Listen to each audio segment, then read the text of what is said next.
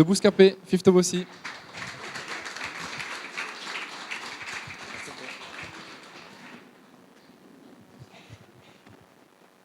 Comment ça va? Ça va. Bien. Alors, je tiens à préciser, je suis cofondateur. Co-fondateur. Je suis pas fondateur. Tu veux que je change le PowerPoint Donc, maintenant j'ai monté Bouscapé avec deux associés, Alexis qui est là et Amadou Ba qui est à Paris. Alors justement, Bouscapé, autant rentrer directement dans le vif du sujet. Tout d'abord, tu viens d'où? Tu as quel âge? J'ai 35 ans, je viens d'Évry-Courcouronnes dans le 91, banlieue parisienne. Et voilà, marié, 2 enfants. Une fille, un garçon, 8 et 6 ans. Ok, comment ils s'appellent? Enfin, comment ils vont dans la vie? Ma fille, elle est en CE1, ça va bien. Mon fils, il est en CP, il fait beaucoup de bêtises. Ok. Voilà quoi. Ça arrive quand Ouais, il est chiant en ce moment. Rentrons dans le vif du sujet. Moi, j'aime bien te présenter en disant que finalement, tu es un des acteurs les plus connus du rap français, mais tu n'es pas rappeur. Alors, qu'est-ce que tu es? Alors, je suis donc, comme je disais tout à l'heure, je suis cofondateur de Bouscapé. Bouscapé, c'est quoi? Pour ceux qui ne savent pas, c'est à la base, quand on l'a monté, c'est un site dédié 100% au rap français. Donc, on l'a monté officiellement en 2005, mais en 2004, on avait déjà commencé les prémices. Donc, bien avant YouTube, Dailymotion, Instagram, Facebook, etc. Et donc, c'était un site dédié 100% à la vidéo.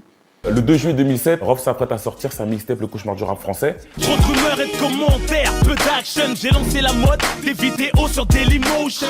Donc Bouscapé, le concept c'était d'aller dans le quartier des rappeurs, connus, pas connus, et de les filmer dans leur quartier. Et le nom Bouscapé vient du film La Cité de Dieu, donc un film brésilien où le héros du film, le photographe, s'appelle Bouscapé. Et nous, on a swagué le nom en mettant B2OSKA-P. Donc, B2O, j'y venais justement. Non, je rigole. B2O, on en parle après si tu veux. Non, justement, ce que je voulais dire, c'est la question que tout le monde aurait envie de poser là maintenant, c'est t'es plutôt Booba, t'es plutôt Caris. Moi, je veux parler plutôt du média et de comment en fait il a été créé et justement comment on crée un média de toute pièce. Donc il y a 15 ans, c'est ça? Ouais, c'est ça, il y a 15 ans. Comment ça s'est passé? Bah, en fait, le truc, il part c'est un truc de passionné. Moi, je filmais beaucoup. J'avais un rappeur dans mon quartier, Olkinry, qui est béninois comme moi, et je le suivais. J'avais ma caméra, donc j'aime bien filmer. Je le suivais partout.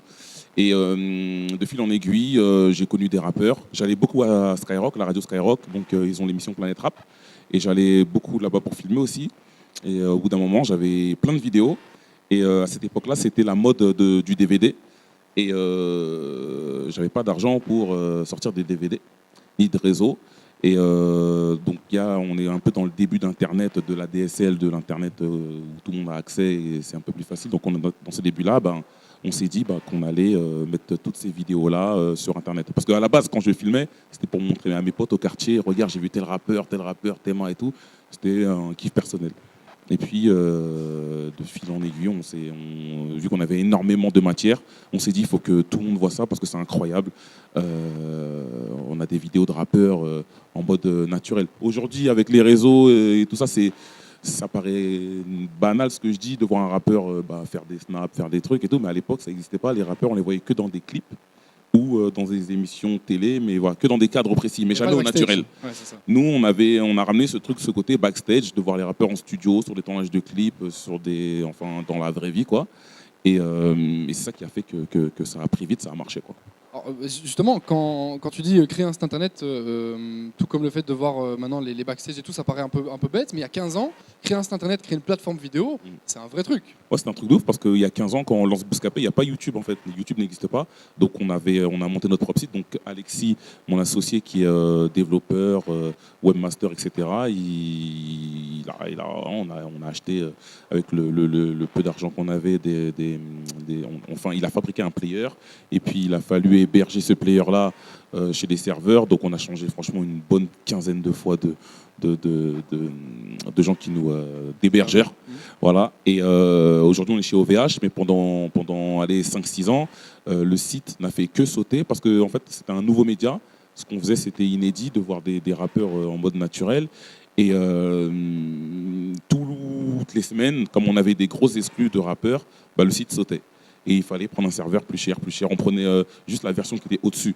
Il fallait rajouter genre 100 € parce qu'on n'avait pas d'argent. Donc on prenait... Voilà, et puis au bout d'un moment, c'est un truc de passionné, Bouscapé. Hein. Donc on n'avait pas de business model non plus. Donc là, il faut se remettre dans l'ère d'Internet de l'époque. Il n'y a que MySpace et il y a Skyblog. Donc il n'y a pas de site. Donc ce qui fait qu'on n'a pas de business model, d'exemple. Donc nous, tous les jours, on apprend, au fur et à mesure, on apprend Internet, comment ça marche, le référencement, la vidéo, bref, on apprend tout sur le tas. Et en même temps, tu as le succès qui va avec parce que le site accueille de plus en plus de connexions, le site a de plus en plus de buzz, et puis il faut assumer tout ça, quoi. Alors, question qui va intéresser ceux qui veulent lancer un média, puisqu'il y en a tous les jours des gens qui lancent des médias. Comment est-ce qu'on en vit en fait? Est-ce que toi aujourd'hui, c'est des rappeurs qui te payent pour dire non, je veux passer sur ton site internet? Est-ce que c'est une régie publicitaire? Est-ce que tu as des financements qui viennent d'ailleurs? Quand on a commencé, donc on n'avait pas de société. On a monté la société parce que ça, comme je disais tout à l'heure, c'est un truc de passionné. Un an et demi après le lancement du site, on a monté la société parce qu'on commençait à être très influent au niveau du rap et donc à pouvoir générer de l'argent. On a monté une société et puis en gros nos gros clients, c'est les maisons de disques.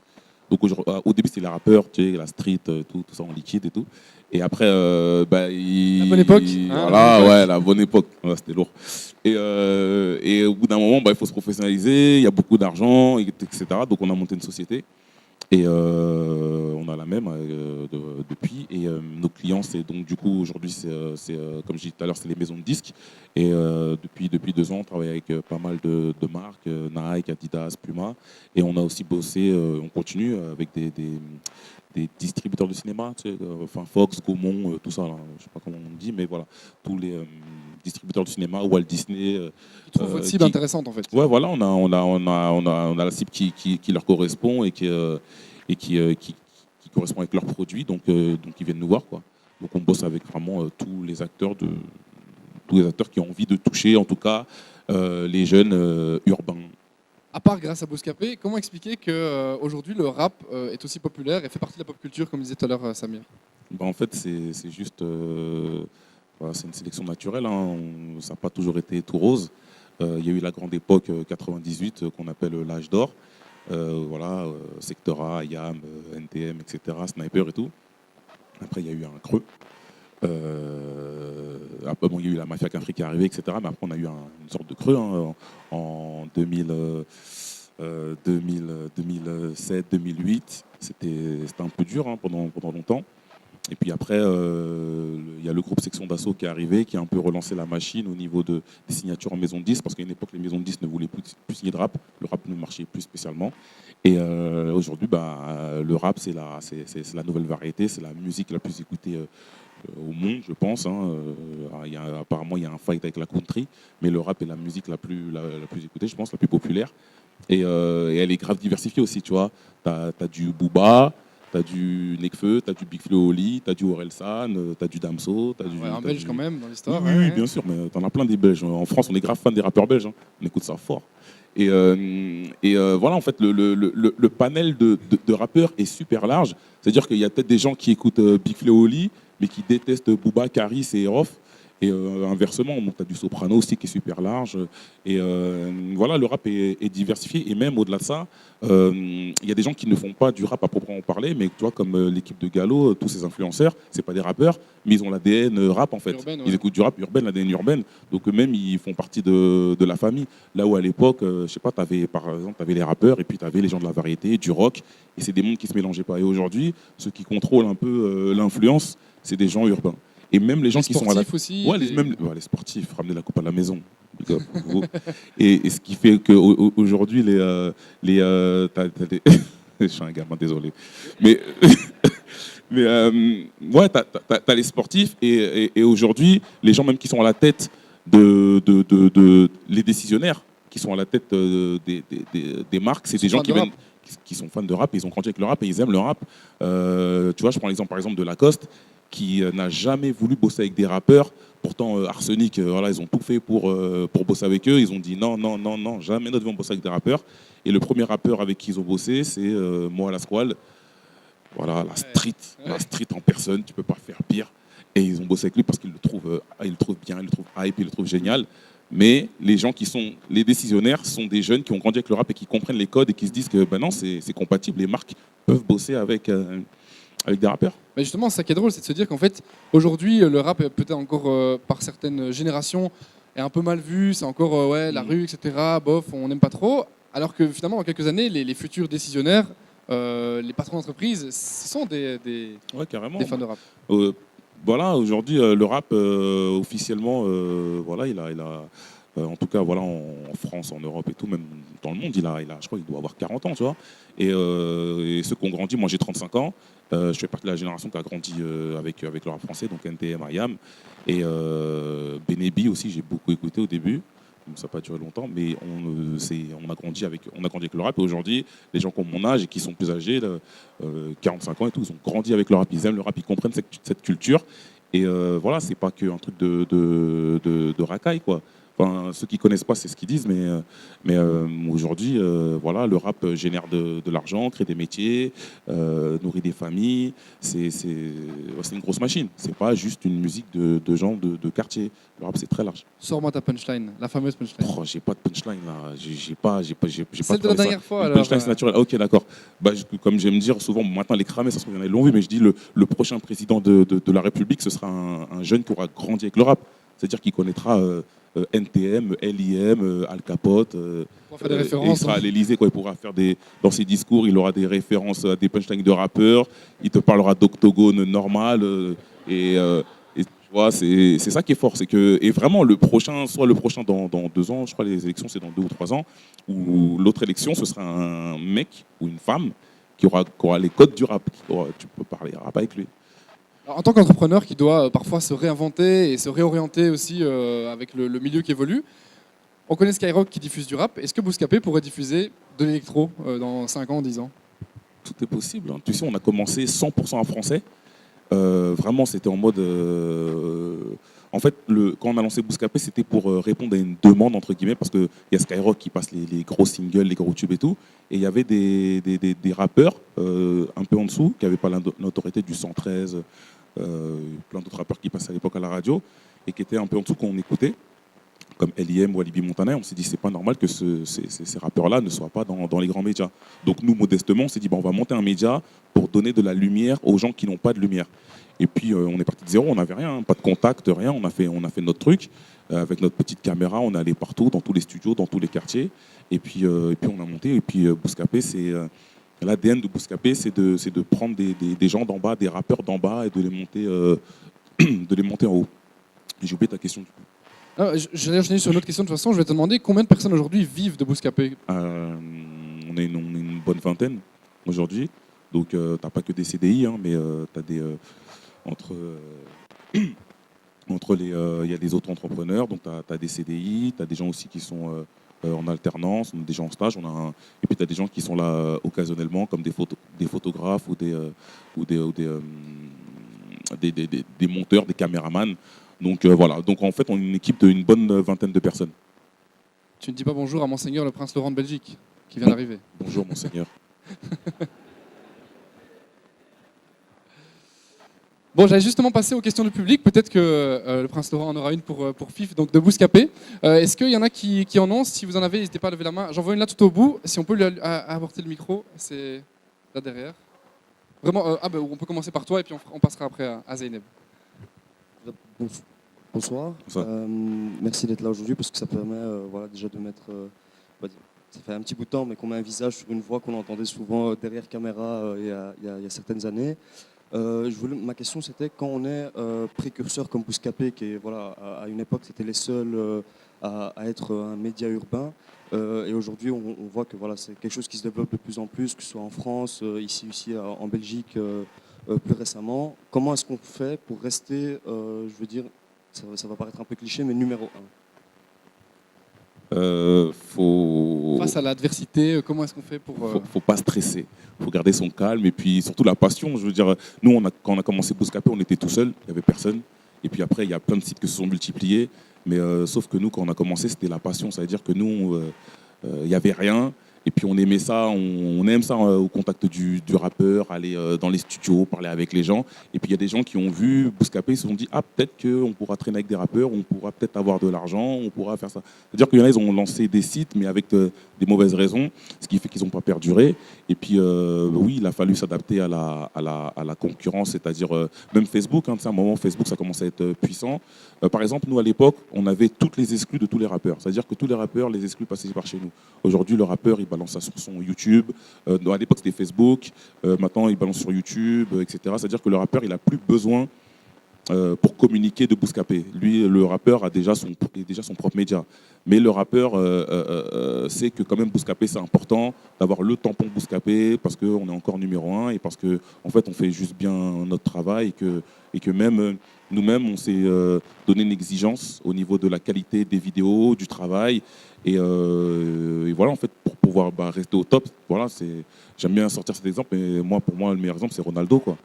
Ronaldo, il a 33 ans, mais il joue comme un mec de 20 ans et il va peut-être gagner la Ligue des Champions cette année. Et ce sera un truc de ouf.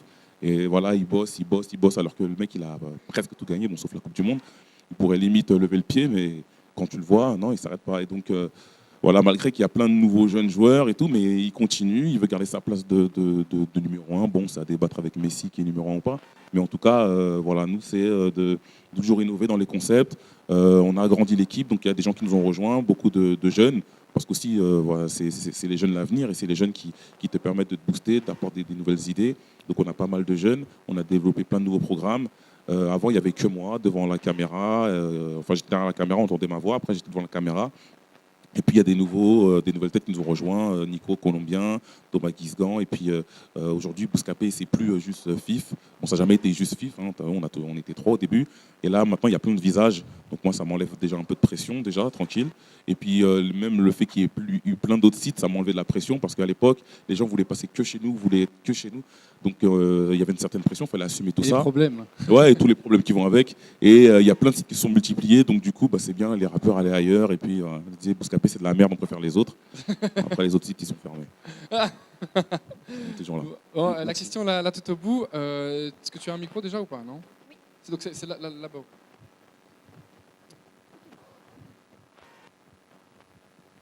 Bonsoir. Bonsoir. Rapproche-toi un peu parce que je pense que en fait. Non, je crois que le micro il est éteint, je crois. Ah, parce qu'il capte pas Bluetooth, ouais. Tout ça. Wi-Fi. Non, on a un autre micro peut-être pour elle. Il est. Ah voilà, c'est bon. Okay. Ouais, mais ouais, c'est. Non, mais le micro, c'est mieux comme ça, tout le monde t'entend. Ah. Ah, attends, je vais me mettre là. Ah, là, ça marche mieux. Voilà. Ah, c'est relou. C'est le boycott. Dites Young Changemaker des investissements. Voilà. Non, mais j'ai une question parce que tout à l'heure, tu disais, vous êtes les premiers à utiliser le média de la vidéo dans le monde pour vulgariser un peu la communication rap. Hein, vous étiez les premiers à mettre des vidéos sur Internet. L'idée à la base, donc, c'était juste pour partager avec tes copains, puis tu t'es dit pourquoi pas partager avec tout le monde.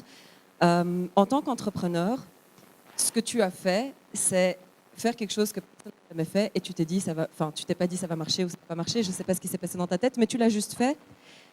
Et le truc avec les entrepreneurs qui veulent créer de nouveaux projets, souvent ils sont bloqués parce qu'ils se disent ouais mais personne ne l'a encore fait, je sais pas si ça va marcher. Et du coup ils le font pas parce qu'ils se disent parlait de la culture du risque qu'on a en Europe en général, c'est on considère d'abord le risque avant de considérer le taux de succès. Qu'est-ce que tu voudrais dire aux entrepreneurs qui ont envie de mettre en place des idées innovantes, nouvelles, qui n'ont encore jamais été faites et qui se disent « Ah, ça pourrait être impossible ». Qu'est-ce que tu leur dirais pour les motiver à quand même le faire, quoi? Voilà, je ne sais pas si c'est clair. Non, si, c'est très clair. C'est simple. En fait, si tu as une idée et que tout le monde te dit c'est de la merde et qu'on te prend pour un fou, et ben justement, là, ça veut dire que ton truc, il va marcher. Parce que moi, quand j'ai commencé Bouscapé, après, il faut savoir que quand on a commencé Bouscapé, on avait 20 ans. C'est-à-dire que je ne sais pas si je l'aurais fait à 30 ans. Parce que je suis chez la maman, je n'ai pas de charge, je sors quand je veux, je rentre quand je veux. Et en fait, c'est juste un truc de passionné. Et puis, moi, il y a plein de gens qui nous disaient, par exemple, quand j'allais à Paris, la nuit, moi, je suis en banlieue, donc je suis à 30 minutes de Paris. Et donc, je prends le train et je rentre avec le bus de nuit, les gens ils me prennent pour un fou, en fait. J'ai une caméra de poche, à l'époque, c'était pas commun d'avoir une caméra et de filmer. On nous prenait pour un fou parce qu'à l'époque, c'était soit la télé, soit les DVD, donc les gros trucs. Bref, on nous prenait pour des fous. Et le message que j'aurais à lancer aux gens qui ont des idées, faut se lancer. En fait, on n'a rien à perdre. Tu te lances, tu vas te casser peut-être la gueule, mais tu vas te relever, et tu vas adapter, tu vas innover. Mais si tu as une idée, moi, je pense qu'il faut foncer. En tout cas, nous, si on avait écouté les gens, on n'aurait jamais lancé Bouscapé, parce que quand on fait Bouscapé, donc quand on trouve le nom, tout le monde nous a dit ouais, mais le nom il est trop compliqué. Personne ne va trouver sur Google. Ça serait comment tu l'écris, Bouscapé, B-U-O-U, machin. J'ai dit non, le nom il claque. Après, tant pis, les gens on va les forcer à connaître. Donc on a fait des stickers, on a fait des autocollants là, qu'on collait partout. En fait, on était tellement passionnés sur notre truc qu'il n'y avait rien qui pouvait nous arrêter. Donc moi, je pense que si tu as une idée, il faut foncer, et puis il ne faut pas écouter les gens, il faut écouter ton cœur, et puis après, si ça marche moins, il faut réajuster. Parce qu'il y a des trucs aussi, ça ne marchera jamais. Hein. Mais je pense que si tu le fais avec passion déjà, je pense que tôt ou tard, ça finira par marcher. Moi, c'est ce que je constate. Merci. Mais que ça prenne 1, 2, 3, 4, 5 ans, 10 ans, en fait, il ne faut jamais lâcher le steak. Une dernière question pour Fif. Ouais, il y a une main qui se lève là tout au bout.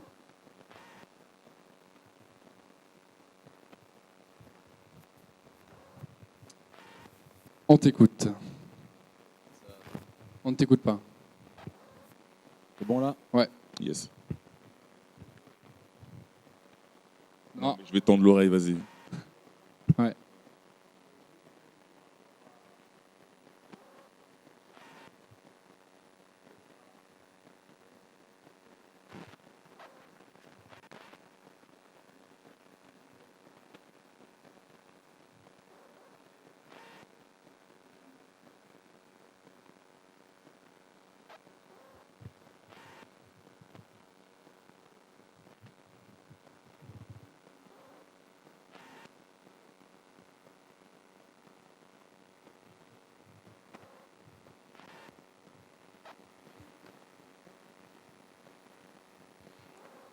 Ok, parce qu'à chaque fois, en fait, il faut innover. Tu vois, par exemple, quand je t'ai dit, on a commencé 100% rap français, donc on a fait du 100% rap français pendant 3-4 ans, et puis nous, on est les premiers fans de notre site, donc on voyait, t'as vu, on tournait en rond, surtout l'été, à l'époque, il y avait une période très creuse, c'est-à-dire que juillet, août, il n'y avait plus aucun projet qui sortait, donc on était un peu, entre guillemets, au chômage technique, donc il a fallu alimenter le site, donc on remettait beaucoup de trucs qu'on avait mis pendant l'année, mais c'était pas du frais, quoi.